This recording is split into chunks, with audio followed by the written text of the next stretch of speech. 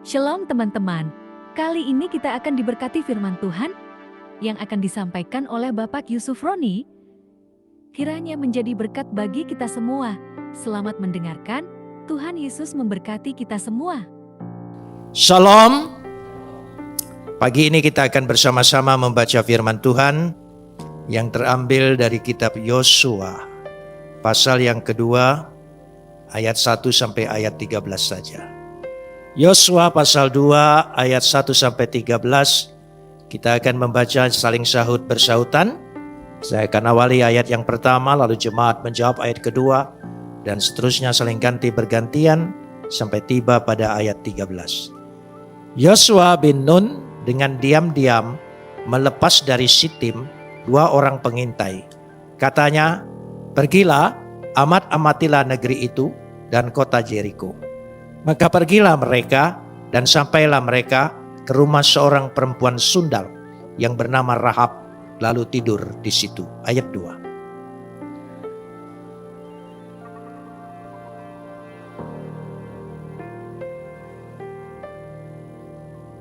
Maka Raja Yeriko menyuruh orang kepada Rahab mengatakan, "Bawalah keluar orang-orang yang datang kepadamu itu, yang telah masuk ke dalam rumahmu, sebab mereka datang untuk menyelidiki seluruh negeri ini."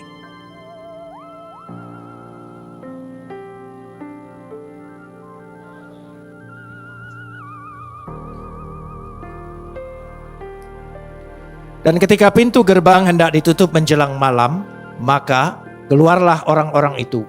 Aku tidak tahu kemana orang-orang itu pergi. Segeralah kejar mereka, tentulah kamu dapat menyusul mereka.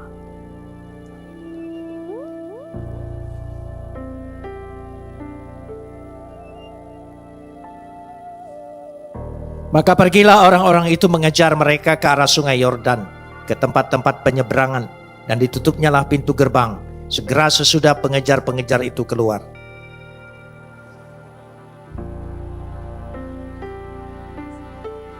Dan berkata kepada orang-orang itu, "Aku tahu bahwa Tuhan telah memberikan negeri ini kepada kamu, dan bahwa kengerian terhadap kamu telah menghinggapi kami. Segala penduduk negeri ini gemetar menghadapi kamu."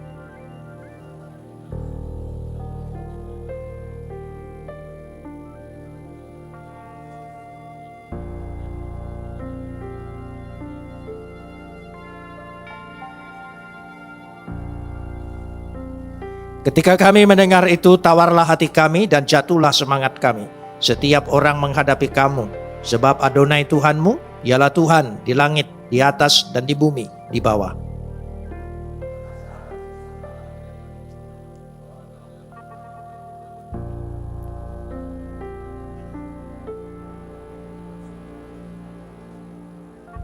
Bahwa kamu akan membiarkan hidup ayah dan ibuku, saudara-saudaraku yang laki-laki dan yang perempuan, semua orang-orang mereka, dan bahwa kamu akan menyelamatkan nyawa kami dari maut.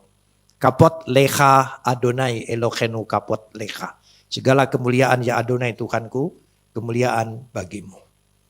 Yosua adalah figur yang sudah dipersiapkan oleh Musa untuk melanjutkan kepemimpinannya, sehingga membawa umat Israel memasuki tanah perjanjian, tanah Kanaan. Sudah barang tentu dia mendapat didikan yang secara khusus, sehingga dalam kepemimpinannya, strateginya, organisasinya, dia lanjutkan apa yang sudah dilanjutkan oleh Musa. Ketika Musa mengirimkan Yosua sebagai 12 pengintai, maka Yosua pun mengulangi kembali. Dia mengirimkan 2 orang untuk mengamat-amati kota Jeriko. Dan mereka tiba, dikatakan di situ dengan jelas sekali pada ayat ini, yaitu mereka tiba dari Sitim. Sitim itu Abel Sitim. Abel Sitim itu berada di dataran Moab, dekat Yordan dan dekat lembah sungai Yordan. Jadi sangat dekat sekali dengan kota Jeriko. Kalau kita perhatikan di sini pada ayat yang 1, Yosua bin Nun dengan diam-diam melepaskan dari Sitim 2 orang pengintai, katanya, "Pergilah, amat-amatlah negeri itu dan kota Jeriko."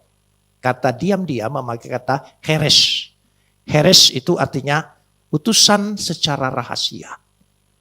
Tidak heran kalau bidang intelijen Israel itu memang canggih, ya, sehingga memang sudah lebih tua dari seluruh negeri yang lain. Karenanya ketika mereka mengutus itu secara diam-diam, perhatikan ayat 1b. Saudara perhatikan, simak masih ayat 1. Maka pergilah mereka dan sampailah mereka ke rumah seorang perempuan sundal yang bernama Rahab, lalu tidur di situ. Kalau Anda baca itu, kepikir enggak pikiran negatif? Jangan sok rohani, jujur aja, saudara ya. Jadi kenapa dia pergi ke sana? Saya perlu jelaskan dulu. Status Rahab yang disebut sundal, zona, itu bukan rumah pelacuran. Jadi ada rumah-rumah di benteng perbatasan, terutama yang dekat pintu gerbang. Dan Rahab salah satu penjaga. Dan tentu saja dia banyak kedatangan tamu untuk menginap di tempatnya. Pada zaman itu, perempuan yang bergaul bebas sampai larut malam dengan sembarang orang dan orang asing dianggap kurang baik.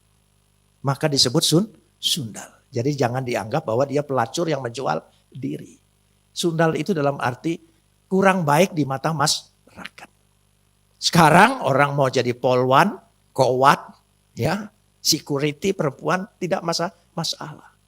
Tapi kalau kira-kira tahun 50-an, mami saya yang didikan Belanda pakai lipstik aja, itu dianggap kurang bagus di Palembang. Karena dianggap bahwa tidak bagus perempuan pakai lipstik. Itu tahun 45 sampai 50-an, saudara.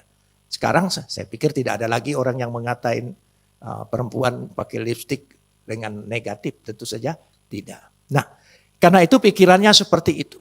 Dan kenapa sampai orang ini tidur di tempat itu? Karena itulah satu-satu tempat menginap ketika sudah petang dan pintu gerbang mau ditutup. Jadi tempat di situ lebih netral dan lebih segala sesuatunya. Tetapi diketahui oleh raja. Jadi kata zona di sini perempuan sundal. Perempuan yang kurang baik menurut pandangan masyarakat. Yang tidak punya harkat, yang tidak punya martabat, dan tidak punya masa depan. Karena kurang bagus di situ. Nah, dikatakan di sini, diulang-ulang kalau saudara baca di Yosua pasal 6 ayat 17 dan 25. Berulang-ulang kata sundal, sundal, sundal. Bahkan dalam bahasa Indonesia lebih sadis, pelacur. Saudara, lebih spesifik. Tafsir Yahudi tidak pernah menafsirkan dianya pelacur. Tapi disebut perempuan sundal berarti kok orang yang kurang baik. Baiklah, itu pandangannya. Nah, karenanya dikatakan sini pada ayat selanjutnya kita lihat ya, ketika diberitahukan pada raja dan raja menyuruh menyelidiki itu, tapi apa sikap daripada Rahab? Ayat 4 sampai ayat 7. Pada ayat 4 sampai ayat yang ke-7 dikatakan di situ Rahab mengambil sebuah keputusan untuk berpihak kepada kedua utusan ini. Karena dia melihat ada pekerjaan besar bagi Tuhan Israel yang menyertai umat itu. Rahab mengambil sikap, mengambil keputusan. Dan keputusan Rahab ini sangat berani mempertaruhkan nyawanya. Hidup ini selalu diperhadapkan dengan keputusan. Jika kita tidak berani mengambil keputusan, itu kita pecundang. Tapi kalau saudara berani mengambil keputusan, itu namanya pejuang. Apa saja dalam hidup ini. Baik teman hidup, pekerjaan, karir, usaha, kita diperhadapkan untuk mengambil keputusan. Jadi satu-satunya sikap, tapi nanti kita lihat keberanian apa yang mendorong sehingga keputusan itu berada di jalan yang benar dan menuju kemenangan. Amin. Ada caranya yang jelas, tidak sembarang keputusan. Jadi Rahab berani menentang risiko, yaitu nyawanya sendiri karena melanggar perintah raja. Dan karena keputusan Rahab inilah yang mengubah masa depannya, yang mengubah hidupnya. Yang merubah segala sesuatunya dari orang yang tidak punya harkat dan martabat menjadi orang yang sangat berharga. Matius pasal 1 ayat 5. Coba kita lihat. Matius pasal 1 ayat yang kelima. Bisa ditayangkan? Ya. Salmon memperanakkan Boas dari Rahab. Boas memperanakkan Obed dari Rut. Obed memperanakkan Isai, bapaknya Daud. Rahab. Perempuan yang dianggap sundal. Masuk dalam silsilah Mesias. Kenapa bisa seperti itu? Karena berani mengambil keputusan. Dan luar biasa dikatakan situ. Dalam Ibrani 11 ayat 31. Dijelaskan kembali. Karena imannya, kita lihat sini. Ibrani 11 ayat 31. Karena iman, ya maka Rahab apa? Perempuan sundal itu tidak turut binasa bersama-sama dengan orang-orang durhaka. Karena imannya. Mengapa karena imannya? Mari kita lihat. Yang pertama kali, ayat yang ke-9. Kita lihat ayat yang ke-9. Dikatakan di situ. Ayat yang ke-9. Dan berkata kepada orang-orang itu, tolong sambung. Aku tahu bahwa Tuhan telah memberikan negeri itu kepada kamu. Aku tahu. Bukan sekedar tahu. Yadati. Punya pengetahuan ilahi. Punya visi ilahi. Kita banyak tahu, tapi sekedar pengetahuan. Tapi dia bukan pengetahuan. Tapi pengetahuan yang datang dari Tuhan. Pengetahuan firman Tuhan yang ada di dalam dirinya. Dia melihat, aku tahu. Tentu saja dia tinggal di dekat pintu gerbang. Banyak orang informasi masuk kepada dia. Dia tahu memilih informasi yang mana. Dia mendengar orang-orang Israel itu. Jadi ini penting sekali. Kalau saudara mengambil keputusan supaya keputusanmu itu berada di dalam kemenangan, satu-satunya engkau harus berada di dalam pengetahuan firman Tuhan. Katakan amin. Itu penting. Kenapa demikian? Mari kita lihat dulu bersama-sama. Yaitu 2 Korintus pasal 2 ayat 14. 2 Korintus pasal 2 ayat 14. Kita lihat bersama. Tetapi syukur bagi Tuhan yang di dalam Kristus selalu membawa kami, tolong sambung, di jalan kemenangan. Dengan perantaraan kami, ia telah menyerahkan semua. Dikatakan di situ. Jadi di jalan kemenangan. Di jalan kemenangan berarti bersama Yesus. Kalau engkau bersama Yesus, engkau berani mengambil keputusan asal ada Yesus dan perkenanan Yesus, saya percaya kita berada dalam keputusan dalam kemenangan. Amin. Kita lanjutkan sekarang ini, ayat-ayat ini. Kita melihat firman Tuhan. Karena iman kita tidak bertumbuh dengan perkataan manusia, dengan kecakapan orang berbicara. Tetapi iman kita bertumbuh oleh firman. Bagaimanapun juga firman. Ketika kita membaca firman, melihat firman, saya percaya Alkitab ini adalah karya Roh Kudus. Karena karya Roh Kudus menggerakkan para penulis sehingga terjadi firman Tuhan. Alkitab ini tertulis. Ketika engkau membaca berarti ada karya Roh Kudus. Peranan Roh Kudus bekerja, berkarya ketika kita membaca firman Tuhan. Itu kekuatan iman kita. Bukan karena kecakapan orang. Tapi karena firman. Peganglah firman Tuhan senantiasa. Karena itu jelas sekali kalau kita perhatikan lihat kata tadi. Ya, karena dikatakan situ dia tahu bahwa Tuhan memberikan negeri ini kepada kamu. Ya, dia jelas sekali. Kinatan Adonai Lahem et Haaretz. Sebetulnya bukan negeri, tanah. Aretz itu tanah. Kalau negeri itu bahasa Ibraninya Ir. Ir itu negeri, kota. Jadi bukan kota ini Yeriko saja yang akan diberikan Tuhan kepada kamu. Tapi Haaretz, seluruh tanah Kanaan ini akan diberikan Tuhan kepada kamu. Kota Yeriko awal dari pemberian Tuhan. Saudara sudah menerima pemberian Tuhan? Itu awal. Masih banyak lagi pemberian-pemberian Tuhan yang dinantikan oleh kita. Yang pasti kita akan terima dengan iman. Katakan amin. Ya, itu kita.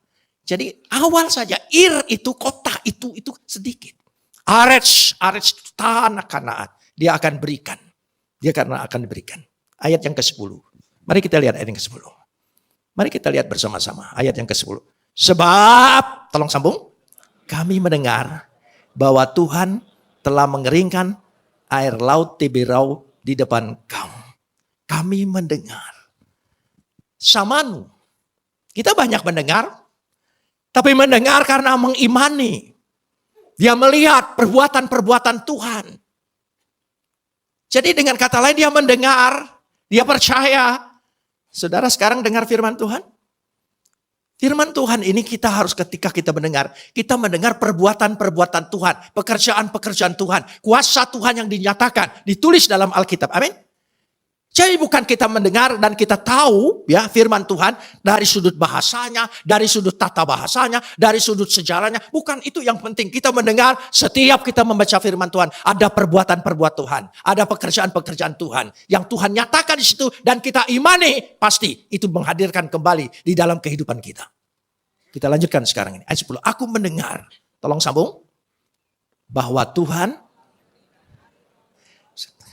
Pelan-pelan. Sebab kami mendengar bahwa Tuhan telah apa? Telah apa? Lanjut, telah mengeringkan apa? Yang dikeringkan itu apa? Hufish, dia kering. Air laut. Bukan kolam, bukan tambak, bukan danau. Air laut yang besar itu dia keringkan. Itulah perbuatan Tuhan, itulah pekerjaan Tuhan. Apapun hambatanmu, apapun halanganmu, seberapa besar hambatan itu, Tuhan sanggup keringkan itu semua sehingga engkau berjalan di tanah yang kering. Hufish itu kering. Bukan becek. Kalau Tuhan melakukan perbuatannya tidak pernah setengah-setengah. Total. Mari kita imani, ini perbuatan Tuhan. Saya percaya hidup ini banyak sekali tantangan, rintangan, hambatan. Banyak sekali. Menghalangi kita berhasil. Menghalangi kita untuk mencapai kemenangan. Menghalangi untuk mengangkat harkat dan martabat hidup kita. Banyak sekali. Tapi percayalah. Kalau air laut saja Tuhan sanggup keringkan. Apa saja yang menjadi hambatanmu saat ini, Tuhan sanggup keringkan. Engkau akan memberikan kemenangan. Amin. Hufish. Coba ucapan. Hufish, kering. Saya ingin kasih contoh. Kadang-kadang orang tidak percaya mukjizat. Baca Alkitab tidak percaya. Makin belajar makin tidak percaya.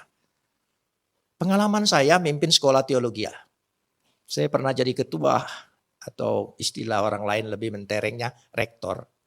Sekolah teologi selama 17 tahun. Mahasiswa itu mulai belajar. Ada kritik teks, kritik historis, kritik sastra. Wah, jadi Alkitab itu dari sudut bahasa dan sebagainya. Karena terlalu belajar banyak, ya metode-metode itu. Sampai tidak percaya lagi mujizat yang ada dalam kisah Alkitab. Salah satu mahasiswa saya tanya saya di kelas begini. Pak, waktu Musa mengeringkan laut, itu bukan lautnya kering. Memang surut. Airnya pas surut, karena ada arus berbalik, maka surut. Akhirnya sebatas lutut. Maka mereka bisa menyeberang. Saking tidak percaya mujizat, ingin merasionalkan, ingin memasuk akalkan mujizat tentang Tuhan mengeringkan air laut. Itulah otak manusia, suka mengotak-atik Tuhan. Padahal otak itu diciptakan oleh Tuhan. Mestinya taat dengan penciptanya, tapi kita ingin mengotak-atik bahkan memberontak kepada Tuhan. Terus saya bilang gini, jadi kamu tidak percaya Tuhan mengeringkan lautan? Tidak. Lalu kamu tidak percaya mujizat? Iya, tapi kamu buat mujizat baru. Apa itu Pak? Tentara Fir'aun berkuda mengejar mereka, bisa tenggelam karena air sebatas lutut. Hebat sekali. Kamu menolak mujizat tapi buat mujizat. Itu orang saudara. Ada satu lagi mahasiswa. Saya ingin lihat mahasiswa itu macam-macam. Lalu ada yang katakan begini. Tuhan memberi makan 5.000 orang dengan 5 ketul roti dengan 2 ekor ikan. Pak, kenapa cukup? 2 ekor ikan itu ikan paus. Itu. Supaya mujizat itu masuk akal. Seringkali. Kalau Tuhan itu masuk akal kita, berarti dia bukan Tuhan. Tapi itulah manusia. Kamu ini bikin menolak mujizat 2 ekor ikan, dijadikan ikan paus. Kamu buat mujizat baru. Apa itu Pak? 2 ekor ikan paus bisa dibawa oleh anak kecil. Wah, bagus sekali saudara. Luar biasa ya. Anak kecil itu hebat sekali. Mungkin anaknya Avatar. Ya, bisa bawa 2 ekor ikan paus. Itu. Ada satu lagi. Macam kadang-kadang saking belajar Alkitabnya, ya, sehingga kadang-kadang mencari-cari. Ada satu lagi mahasiswa saya dari Papua, dia bilang begini Pak, Tuhan itu tidak adil. Hebat sekali, kadang-kadang sudah bisa menilai itu Tuhan tidak adil. Coba kalau Tuhan adil, jangan ada malam, siang terus, jadi kita bisa bekerja keras, gitu. Jadi ciptakan 2 matahari, satu tugas siang, satu tugas malam. Jadi tidak ada malam. Saya bilang 1 matahari, kau sudah hitam seperti itu. Apalagi 2 matahari. Langsung dia diam saja itu. Nah saudara, jadi Alkitab ini bercerita tentang perbuatan Tuhan. Kita jangan ukur dengan perbuatan manusia. Kita perlu beriman, kita perlu percaya. Itulah yang disebut samanu. Aku mendengar karena percaya. Aku mendengar karena mengimani. Karena aku punya keyakinan. Dan karena aku mendengar semua perbuatan-perbuatan Tuhan. Dan aku amini. Dan perbuatan Tuhan itu akan terjadi di dalam kehidupan kita. Bagi kita yang mengimani. Beri kemuliaan bagi dia. Amin. Ya. Kalau kita mengimaninya. Kita menghadirkan kembali. Dia telah mengeringkan air laut. Dia telah berbuat segala sesuatu. Sebab apa? Ayat yang ke-11b. Mari kita lihat. Sebab Adonai Tuhanmu ialah Tuhan di langit, di atas, dan di bumi di bawah. Maksudnya dia berkuasa, tidak ada daerah yang tidak dikuasainya. Mau dunia yang kelihatan, mau dunia yang tidak kelihatan, mau yang di atas langit, mau di atas lagi, mau di bumi, mau di bawah bumi lagi. Semuanya dia punya kuasa. Amin. Jadi jangan takut. Dengan dunia gelap pun tidak usah takut. Karena semua berada di bawah kekuasaan Tuhan. Amin. Jadi orang percaya tidak akan kena santet, percayalah. Ya, orang percaya tidak akan kena guna-guna. Guna-guna tidak berguna bagi orang percaya. Amin, saudara? Loh iya. Saya baru ketemu mahasiswa yang dari Perth, yang dari Sydney.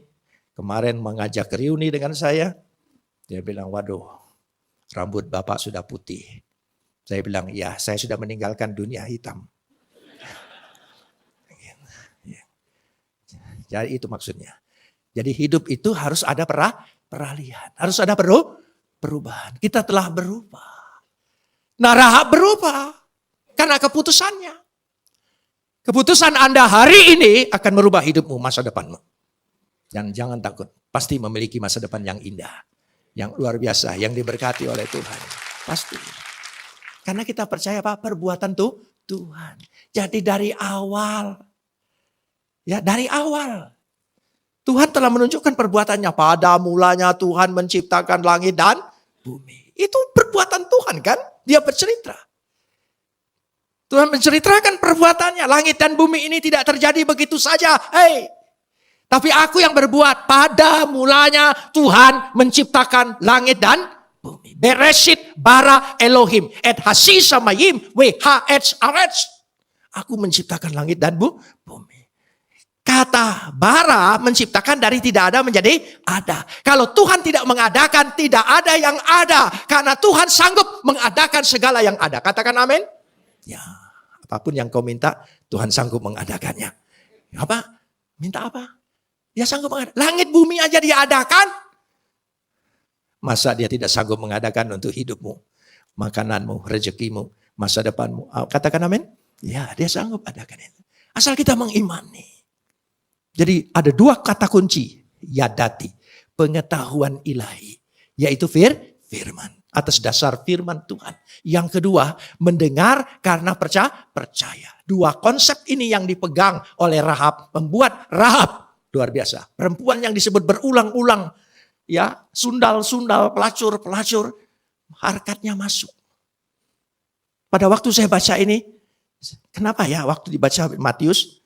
Rahab itu tidak diralat gitu. Karena sudah melahirkan, menurunkan Mesias. Lalu jangan sebut sundal lagi gitu. Tidak.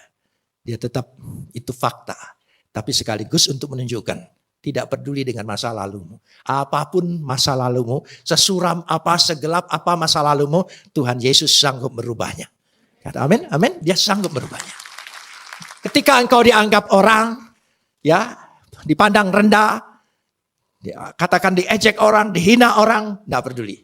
Yesus sanggup merubah masa depan kita. Yesus sanggup merubah harkat dan martabat diri kita. Amin. Ya, dia sanggup segala sesuatunya. Makanya dikatakan di situ, dia akan berikan. Coba kita lanjutkan ayat yang ke-12. Ayat 12. Maka sekarang bersumpahlah, hisapku. Kiranya Tuhan memberikan kepada kamu satu tanda untuk dapat dipercaya. Unetatem liot emet. Satu tanda. Saya ingin mengajak kita berbicara. Saudara, semua orang punya penyesalan. Terutama terhadap perbuatan-perbuatan masa lalu yang tidak berkenan. Baik yang melanggar hukum, etika, apa saja. Dan kita bertobat. Minta ampun supaya dosa kita diampuni. Dari mana kita tahu dosa kita diampuni? Ayo. Semua orang pasti minta ampun. Dari mana? Apa kepastiannya bahwa dosa kita diampuni? Saya dulu dalam agama saya yang lama selalu berdoa minta ampun. Tapi hati kecil saya tidak punya kepastian.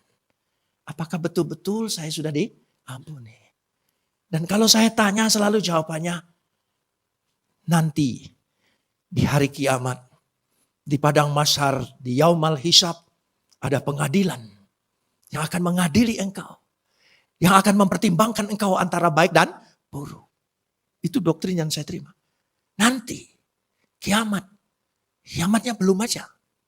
Ya, belum lagi sebelum kiamat sudah mati. Sudah mati ada siksaku kubur. Wah, gimana ini mulai? Sampai saya pernah berpikir kalau saya mati jangan dikubur deh. Gitu. Supaya ya tidak ada waktu untuk siksaku kubur. Namanya bertanya. Dari mana coba? Ya, liomet. Aku minta tanda bahwa keselamatan itu milikku, bahwa aku dan keluargaku diselamatkan. Jika engkau datang dengan kemenanganmu, itu satu tanda. Dia minta tanda. Tidak ada tanda. Semua berbicara mudah-mudah. Jadi hidup dalam keraguan, kebimbangan dan tidak ada kepastian. Tapi dalam Yesus, dia mati buat saya dan saudara. Dia membebaskan, dosamu sudah diampuni. Aku sudah bayar, tunai. Engkau tidak punya hutang dosa apapun. Engkau merdeka. Sungguh-sungguh merdeka. Tandanya tubuh dan darah Yesus. Karena itu kita punya tanda paling membanggakan. Padahal tanda yang dikutuk, tanda yang menderita, tanda yang tidak elok, yaitu penderitaan salib. Kenapa orang Kristen bangga dengan salib? Karena itu tanda kepastian dia sudah diampuni. Amin. Tanda dia sudah memiliki kepastian, dia memiliki keselamatan. Amin. Ini yang diminta. Berbahagialah kita yang sudah pasti diampuni. Amin. Saudara menerima Yesus sudah mati bagi saya dan saudara. Oh iya, dia sudah bangkit bagi saya dan saudara. Dia akan datang kembali. Tidak ada yang bakal datang kembali. Mati aja nggak bangkit-bangkit. Saudara. Tapi dia sudah bangkit. Dia buktikan. Bersyukur, beri kemuliaan bagi dia. Buat Yesus. Semata-mata hanya buat Yesus. Di situ. Karena itu saya percaya Yesus. Karena dia memberikan kepastian. Apapun saya harus tanggung keputusan saya. Ketika saya memilih Yesus, percaya Yesus. Yesus adalah Tuhan dan Juru Selamatku. Saya harus menanggung risiko 6 tahun dalam penjara. Itu keputusan. Harga yang harus dibayar. Tidak soal. Tuhan kasih bonus. 6 tahun di penjara tidak rugi. Karena Tuhan berikan panjang umur. Dengan kesehatan. Tidak ada penyakit. Ya. Orang panjang umur penyakitnya bertumpuk. Ya. Makan enak sudah tidak boleh. Setiap kali orang ngajak makan saya selalu tanya, Pak ada pantangan? Ada pantang menyerah. Loh iya.